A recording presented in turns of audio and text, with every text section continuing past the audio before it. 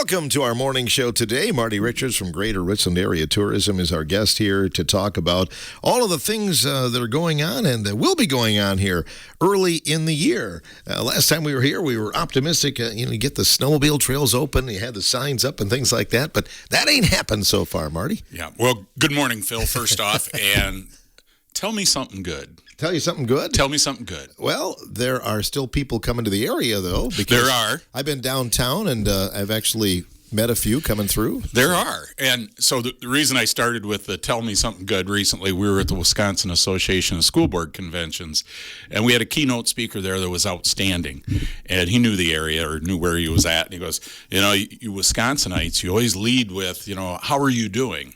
And he said, I get it. You're truly wanting to know how everybody's doing, and you've had this experience. And I've got a friend that every time I see him, I just hey, how are you doing? Genuinely want to know. And it's, the interest rates are too high, and my car has flat tire, and you hear all the problems. And I've been guilty of that. Jokingly, I've said when somebody asks me, how you doing?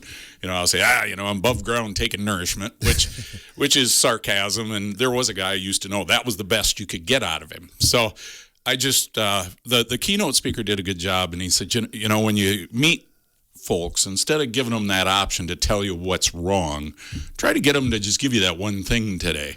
And for me, no matter how bad the day is going, every afternoon or evening when I get home, if it's still light out, we have chickens. And the chickens are trained in that I'm the only one that feeds them mealworms. And so when I show up, when the truck comes in, it is like this mad dash to my truck of these chickens. And if you've ever seen chickens run or where they're trying to outpace each other, it's just chaos. But they're coming up and just happier than heck to see me. So I've always got that. Well, you got a fan club then. Regardless of what happens, the chickens always love to see me. So, and there's nothing funnier than watching chickens run. It's dinosaurs running, basically. Right. So, but anyway, yes, we do.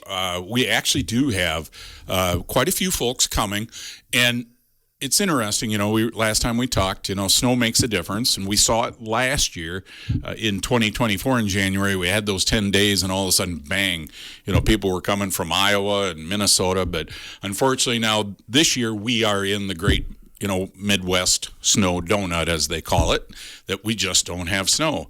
And even northern Wisconsin's struggling again, which is tough on their economy. And so they're having troubles all the way up north. Really, as I understand it, I haven't been up there, but I know folks who have, and then kind of watching things. Really, the lake affects snow in northern Michigan and the upper parts of the mainland of Michigan really are one of the few places that do have snow, and it's mostly from lake effect to where they can have the outdoor activities. Now, good news for us. So this is the good part, right? The good news for us is we've been building ice. There's plenty of ice. So Lee Lake, where we'll talk about it in a minute, they're wide open for fishing, so that's great. The other thing I noticed is that we've got a lot of frost in the ground. So when visitors come, we've been encouraging them when it's a mild temperature, like this weekend was fairly pleasant, they can go hiking because the ground is still firm.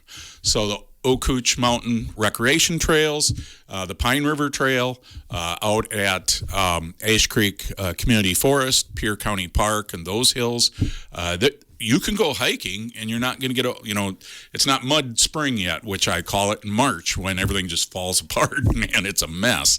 So our visitors have found that, we can still go, we can still get out of the city, we can still have that relaxation. We can go hiking instead of snowshoeing, or, snowmobiling would be an option, cross-country skiing.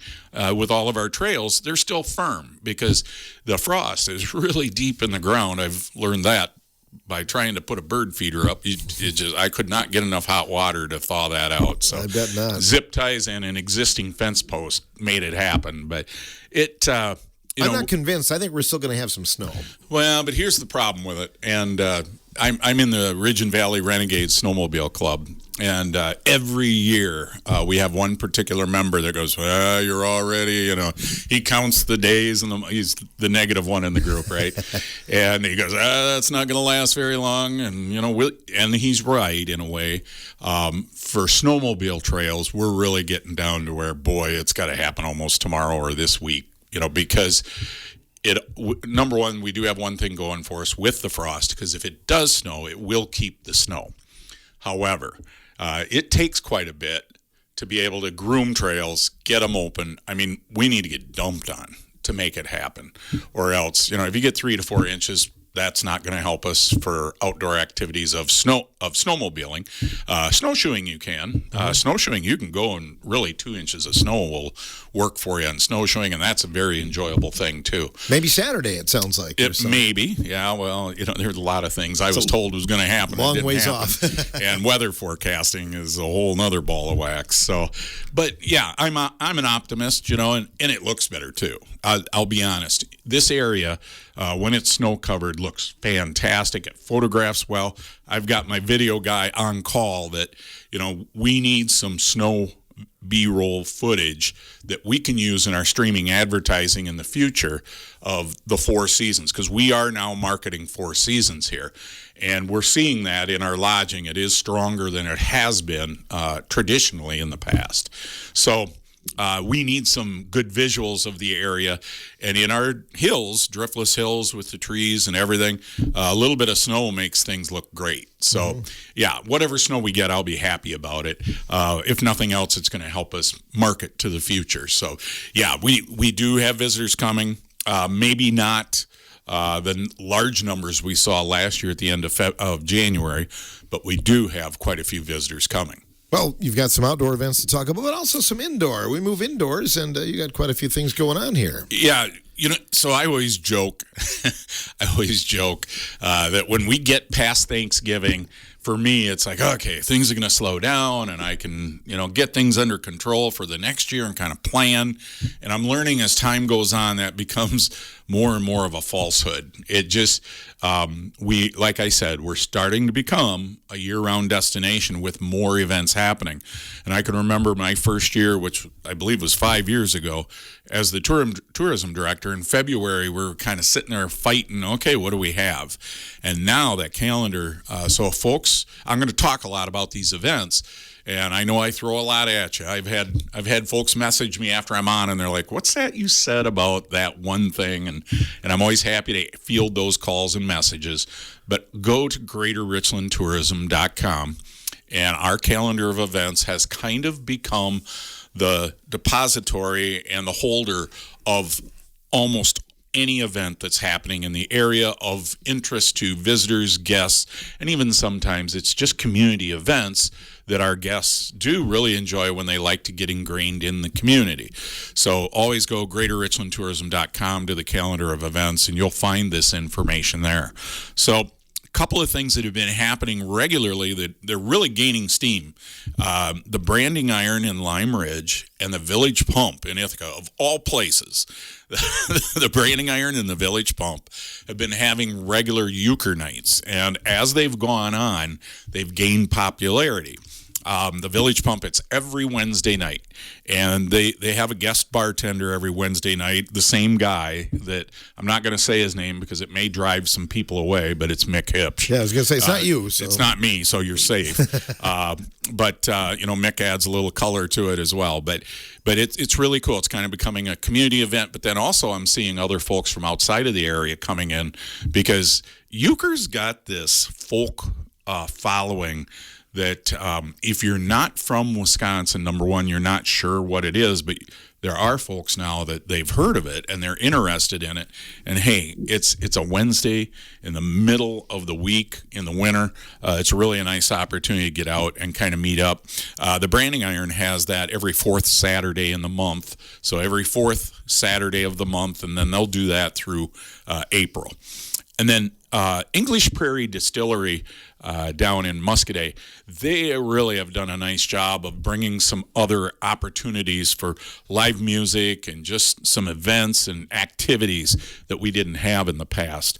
They routinely have had an open mic night. They've got one coming up on February 12th. For for English Prairie Distillery, I'd encourage go to their Facebook page. They have a website as well, but I do know their Facebook page is really good about posting what's happening this week or what's happening the next day. And they do some regular events that anybody can enjoy.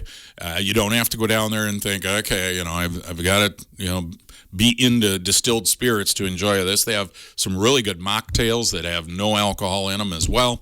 It's a really comfortable atmosphere. Scott and Sue are doing an awesome job down there.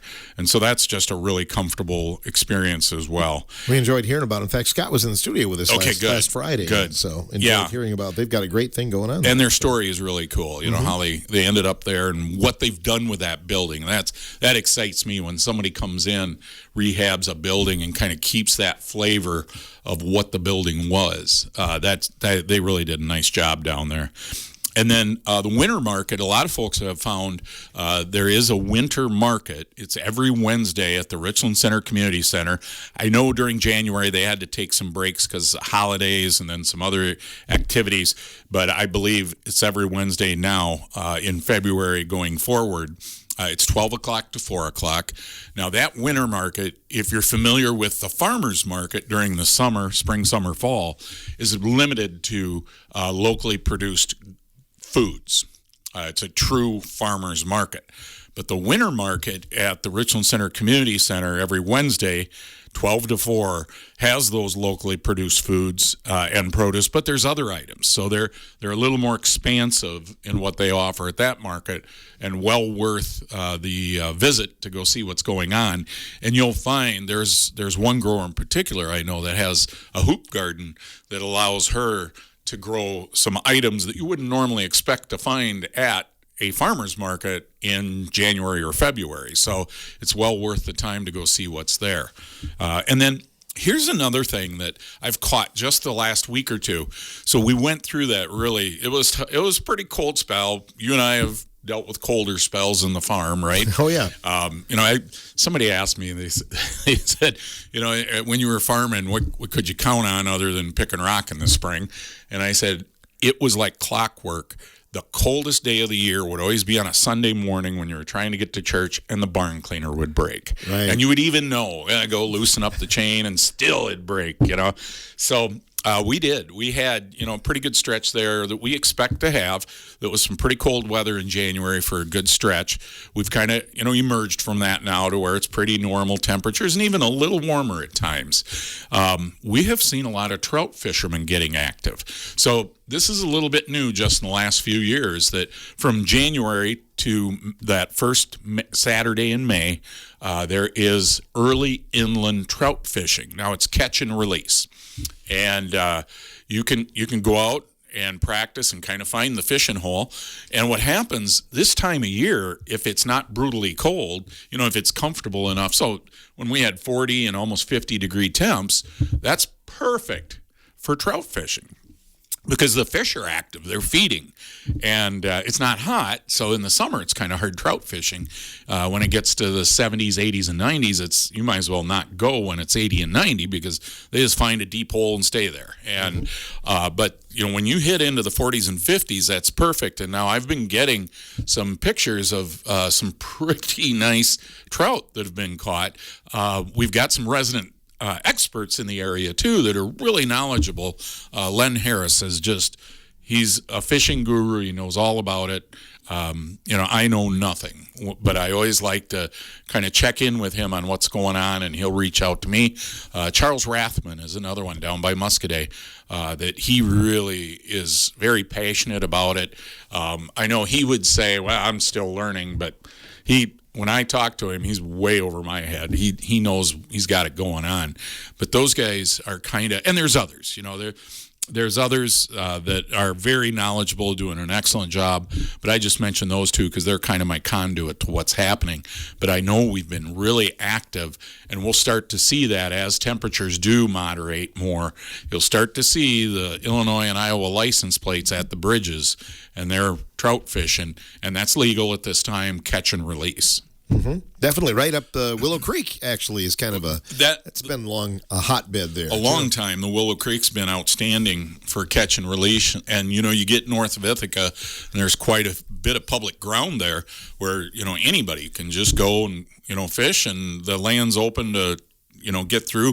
I know one thing for those out of the area that are thinking about coming trout fishing, just make sure you're mobile and able to kind of tromp through stuff, because for the lack of snow, we didn't have snow to knock the weeds and everything down.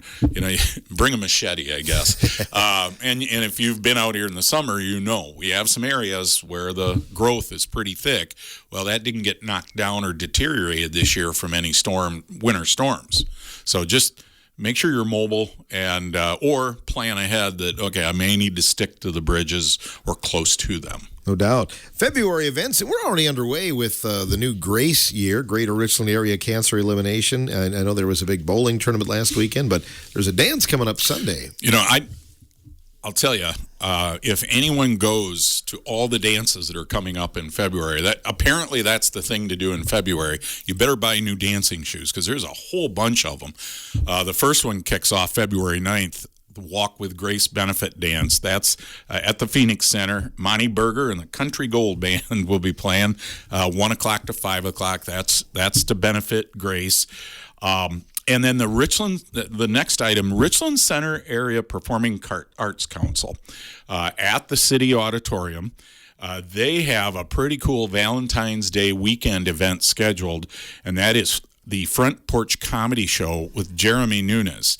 Now, that's Saturday, February 15th, 7 o'clock. Tickets will be available at the door, but they're also available on the website at Eventbrite. Again, I think your easiest path to get to the tickets, just go to the Greater Richland Tourism website, greaterrichlandtourism.com, our calendar of events. Everything you'll need is right there. You go to February 15th, you'll see Front Porch Comedy Show. And Jeremy Nunes, just so you know, I did a little research on him.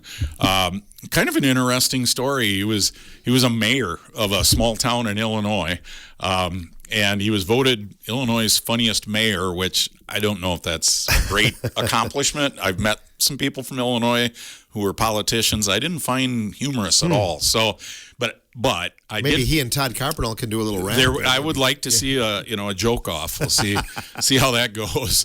But actually, in Jeremy's defense, he is a graduate through Second City.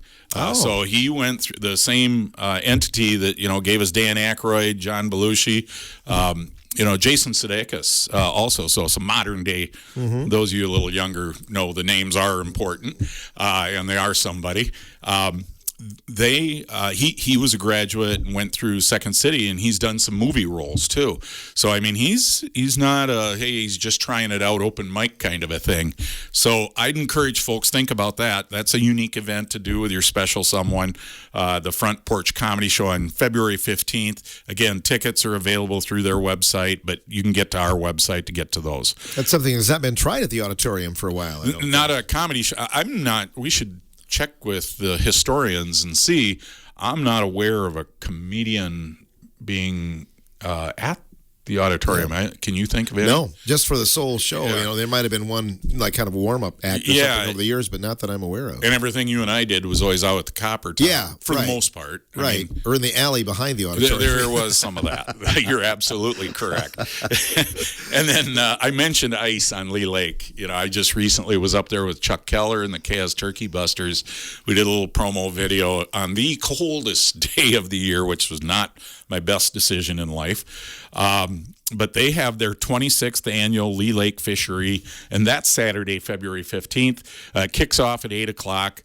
They do their raffle drawings throughout the afternoon, and then they're done at 3. All the fish registrations done at 3.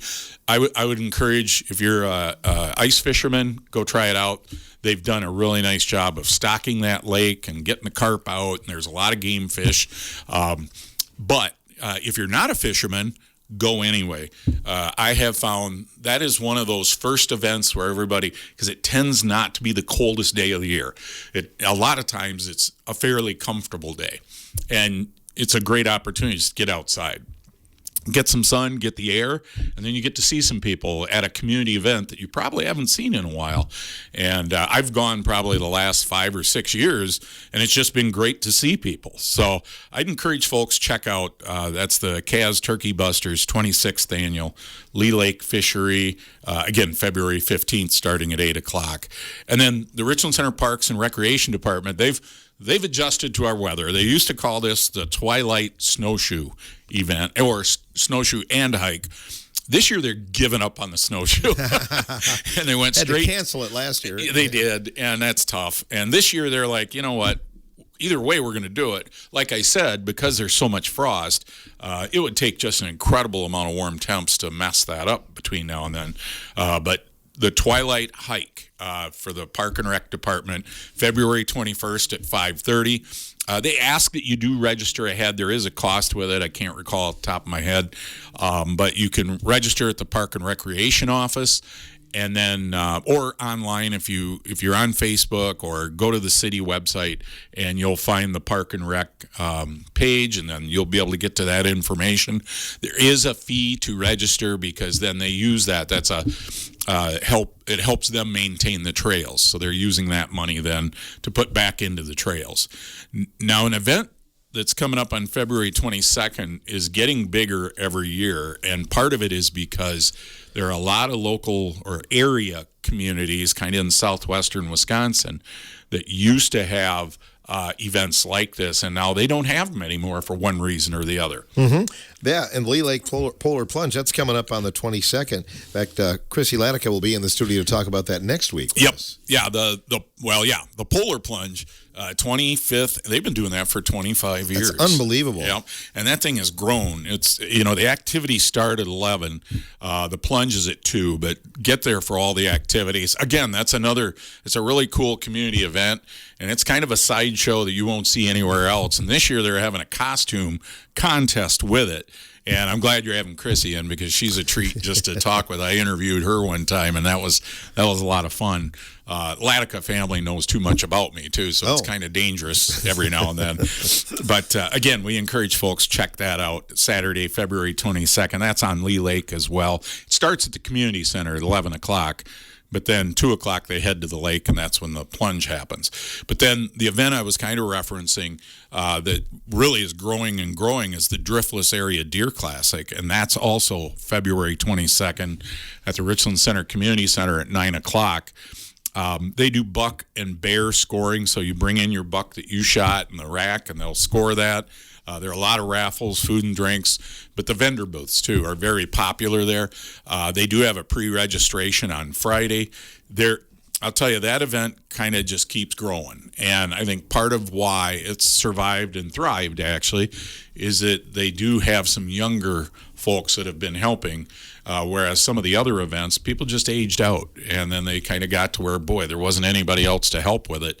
And at the Driftless Area Deer Classic, I know through the Richland Archery Club, they've got some younger members that have helped, step up and help out. So, and then this is one of my favorites, and I'm never around for it because of the history. I love the history of this one.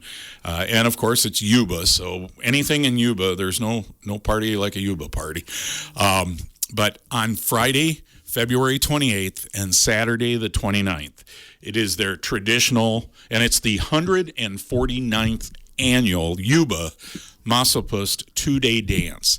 Now, to explain a little bit what Massapust is, if you think of Brazil and other Latin American countries have Carnival, well, Massapust is a lot like that. It's kind of their celebration of getting out of winter, heading to spring. But it was and this makes sense that Yuba would have it, but Massapust is a Bohemian term, and it's a Bohemian celebration. Now, most of us think, with Mardi Gras and everything else, we're celebrating the coming of spring.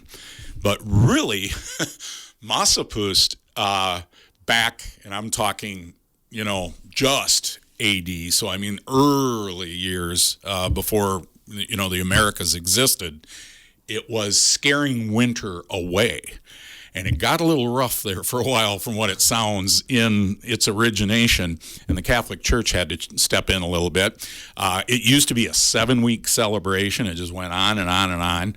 It was dancing. It got a little, like I said, it got a little scary. It was like a 7-week Halloween celebration for a while back in the old country. It got pretty rough. They were scaring people, but the idea was to scare winter away, but then it kind of got tough. Well, nowadays, Yuba, with, folks are friendly and they have a good time up there. It is the 2-day dance. Now they've decided we've got to go to work the other 6 weeks of the year, and now it's down to 2 days, and that is centered around the Still Pub and Grub in Yuba.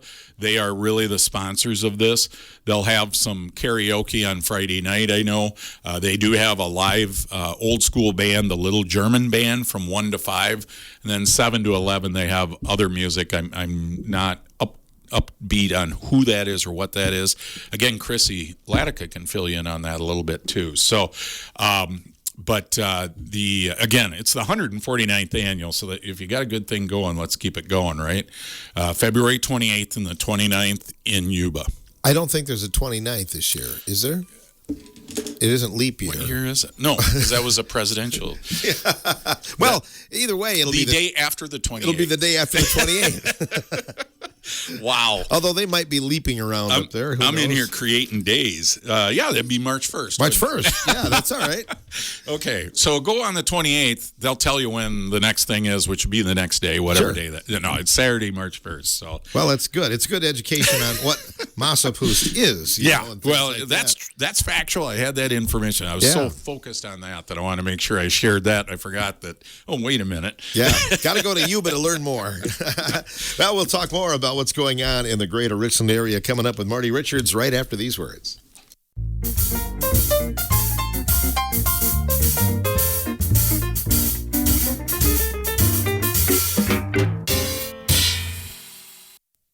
On our morning show today from WRCO, we're giving you some ideas, some warm thoughts here about the coming days in the spring and in March. And, the Pine River is actually open year-round, right? Well, it is. You might be able to... I don't know if I want to... You had some sort of icebreaker on the front of your kayak. Yeah, I don't want to go kayaking in February. Some have, though. I mean, some years, Well, I think the latest... so Mark McCauley, our Pine River guru... I think he told me the latest he saw somebody kayak was early November one year. Okay. And I know I saw a picture of a guy in a kayak with snow on the bank. So it may have been even one earlier, in the spring. So, yeah, the Pine River, kayaking the Pine River has become one of the top, I've said previously 5, but it may very well be one of the top 3 items that people come to this area to experience. Since COVID, since 2020, kayaking here really took off. That's kind of when we became known when I go outside of this area. So like the Canoecopia convention's coming up here at the beginning of March, and I'll go there and we'll have a booth and we talk regularly with people. And I noticed that it was like a year after that, so 2021, people started saying, yeah, I've been there. That is an awesome paddle. They love it because of the rock faces and just the scenery and the calmness of it. We hear routinely that, if you want the party atmosphere, you go to the Kickapoo. But if you want that family-friendly, serene, scenic, relaxed paddle, you go to the Pine River, and we've caught that quite a bit. So there's some exciting things going on with the Pine and with kayaking, and we know people who come here for lodging and stay. One of the events they expect to do is go kayaking. And the last couple of years, with the lack of rentals, so number one, Mark McCauley deserves, I have a debt of gratitude to him for, number one, his vision, and then number 2, his stubbornness, I think, to keep the Pine River navigable. Because here, folks, if you don't know what happens, the Pine almost always floods at least once after the initial flooding. So, we have to clean the Pine. Like I'm doing anything, but The pine needs to be cleaned initially after winter. Now, this year might be a little bit different. We don't have a snowpack to melt at this point.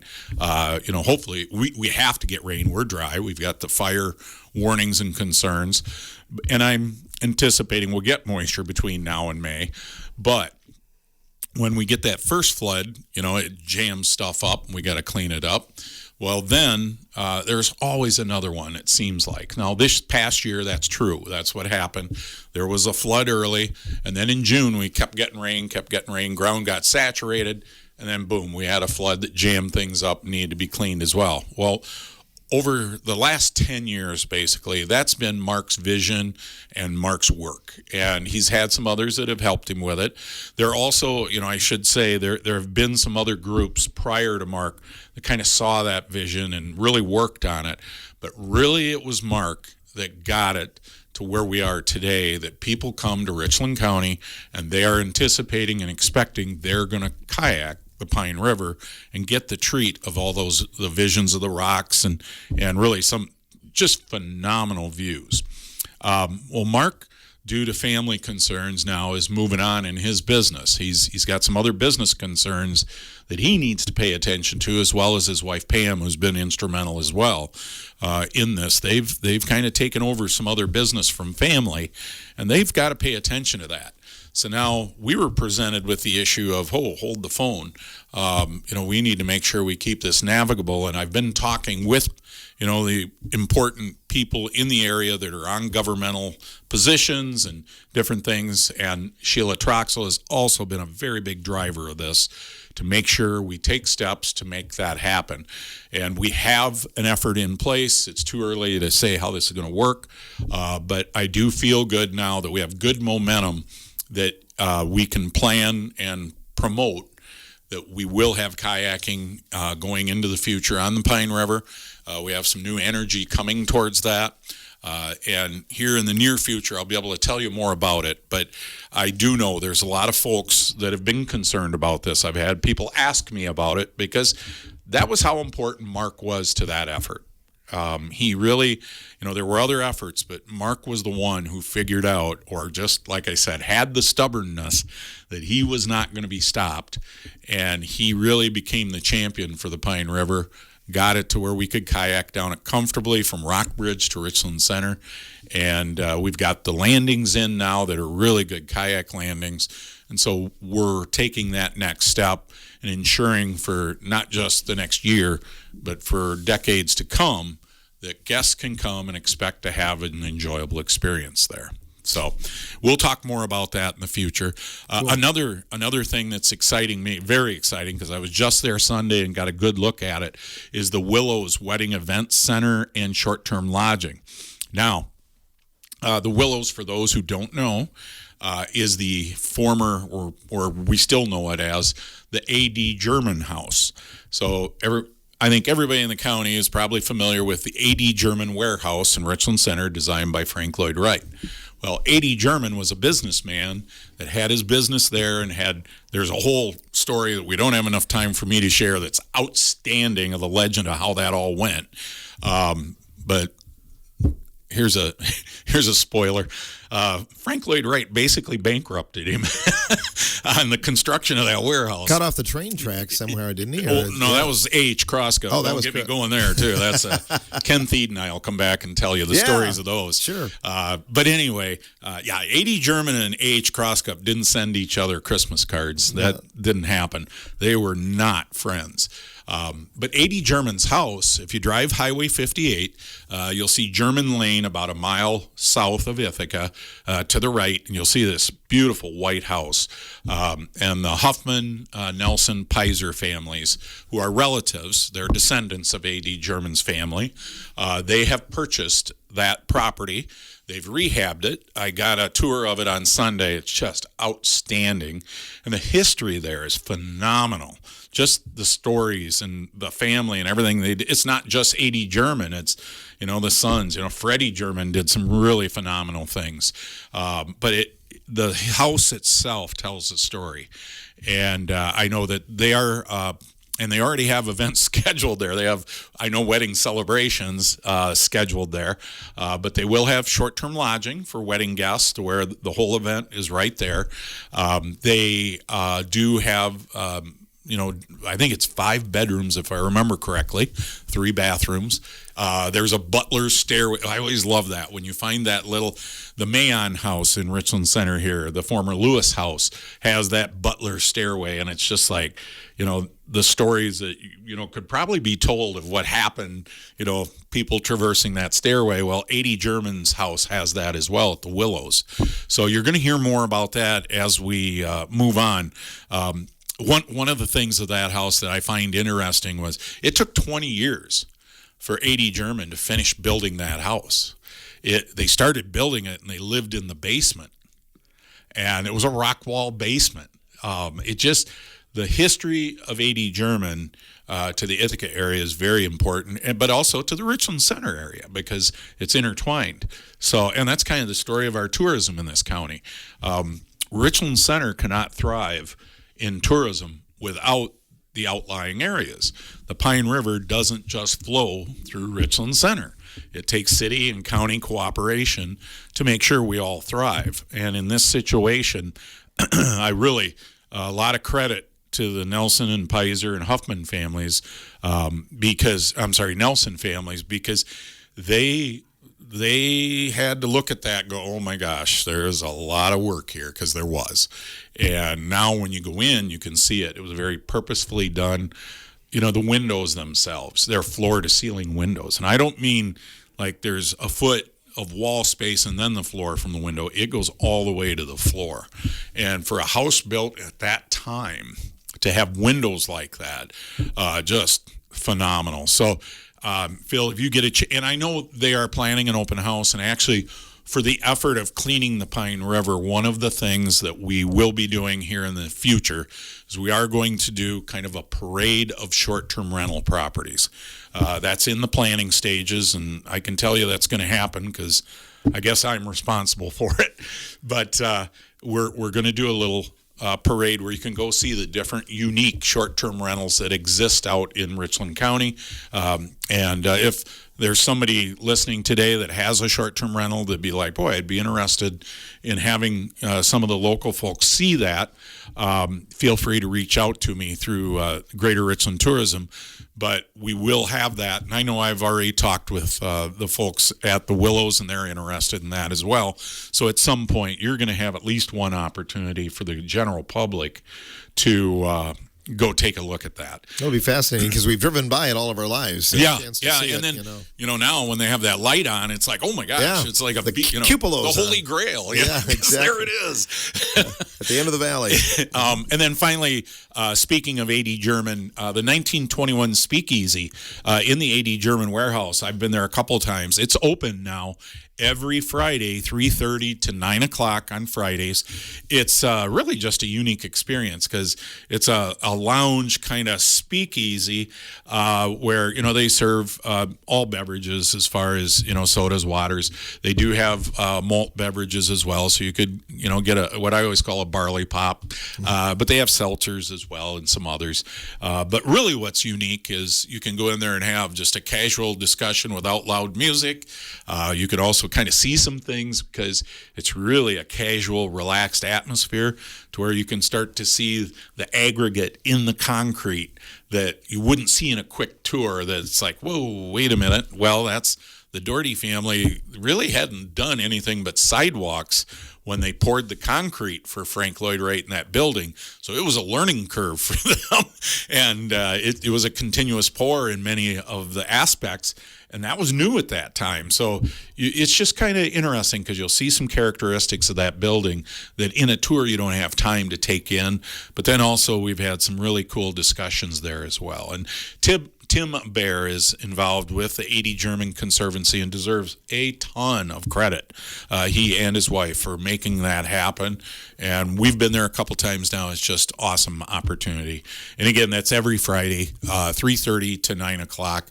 Again, you can watch our website if you have any questions, and you'll see that as well. Awesome. I've got a little bit of time here at the end, but I know you've been looking at some of the marketing efforts and the results. Have they been going pretty well? Well, yeah, this is the time of year we start to see, well, okay, are we on the right track? And we're starting to get a trend where it's like, yeah, we're doing the right thing. So we always have to wait until May or beginning of June to really see from the Department of Tourism and Wisconsin Department of Revenue, we get to see the actual direct visitor money that's spent in Richland County.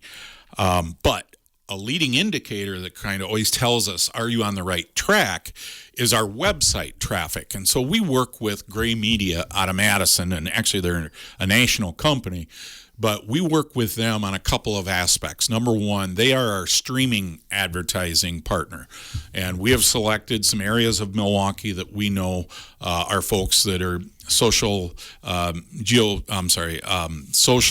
they are interested in going out and doing outdoor exploration, hiking, biking, kayaking, snowshoeing, and getting out of the urban area for a break.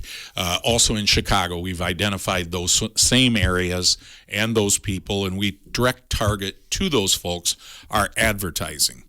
That way we're getting a good return on our investment. We're not just throwing it out there and seeing, boy, I hope it hits. It's not broadcast, it's direct marketed. Through our marketing efforts in 2024, we saw our website traffic grow again by 72%. And that's not a final indicator of how well the money spend went. We'll learn that in May. But we do know from past experience. So in 2023, we had a 49% increase in our web. And when I say increase in website traffic, those are new visitors coming to our website that have not been there in 90 days. So, if somebody's interested in coming here and they get onto our website and they start researching, usually they decide at that point, hey, we're going to go there. They don't do that for 90 days and keep looking, right? And 90 days, if you think about it, that's really, if you're looking at our peak seasons, which probably run May to, October, you're kind of eliminating a lot of folks. They're not going to keep looking that whole time. So when we see a 49% increase in our website, new visitors to the website in 2023, and then another 72% this last year increase in that website traffic, that is phenomenal. That is a lot of traffic. So what's cool then that we kind of can correlate that to is that the past 3 years we have seen really strong growth that mirrors that website traffic. So direct visitor spending is how we measure that. And what direct visitor spending is that people who have spent money in Richland County on recreational items, so entertainment items, retail, food and beverage, lodging, transportation, and the state has a matrix that they apply only a certain percent because, transportation, gas, things like that, well, that's probably a lot of the locals are actually also, so you only get a credit of like 20% of that. But for lodging, you're getting like 90 to 95% of what they spent goes to credit. That's their measurement. So the trend is that over the past 3 years, direct visitor spending has increased an average of $2,500,000 per year. And that is ahead of, so if I had my graph, and I'm going to speak to the county board here in the next week and kind of give them kind of a show of how this has worked, what our advertising marketing efforts have done. And I've got some graphs that are pretty cool that really tell the picture. We were flat for 15 years prior when they were measuring this. And actually when you say flat, I mean, we had no increase. So we were really losing ground against inflation was what was happening. But you can see directly on the graphs, here's where we started marketing the area, and now here's where we started getting these gains of over $2 million in increased visitor spending in our area every year following that beginning of that marketing, which is nowhere near that kind of expenditure. Our expenditure in streaming advertising every year is literally around about $30,000 a year max, but we're seeing that result of over $2 million increase every year in spending. That directly relates to county sales tax income, not to mention our businesses, so lodging partners, experience partners, also seeing increased spending in their businesses because that's what it's measuring. So for us, that's huge because, so I just told you that we had that about a $2 million, well, a little over $2 million increase. Well, in 2023, which is the last year we have these figures, because we'll get 2024 in May, we'll get those figures and see where we're at. But for 2023, Richland County outpaced and had a higher percentage increase of direct visitor spending than 58 other Wisconsin counties. And locally, Grant County only had a 2.1% increase. Richland County had a 6.4% increase. Vernon County actually went down 1.3%, which I kind of like to understand how that happened. I don't know. And then Crawford County had a 0.4% increase. So we're outpacing our surrounding counties. We've hit on something that even Wisconsin Tourism comes and talks to me about it. They're like, what'd you see? What are you doing? Or how are you doing that? So that they kind of understand better. So now they've started actually, Wisconsin Tourism is actually starting to use some of the streaming methods that we've been using with Greater Richland Tourism. Awesome. So we'll look forward to seeing those numbers in May when you come back. You bet.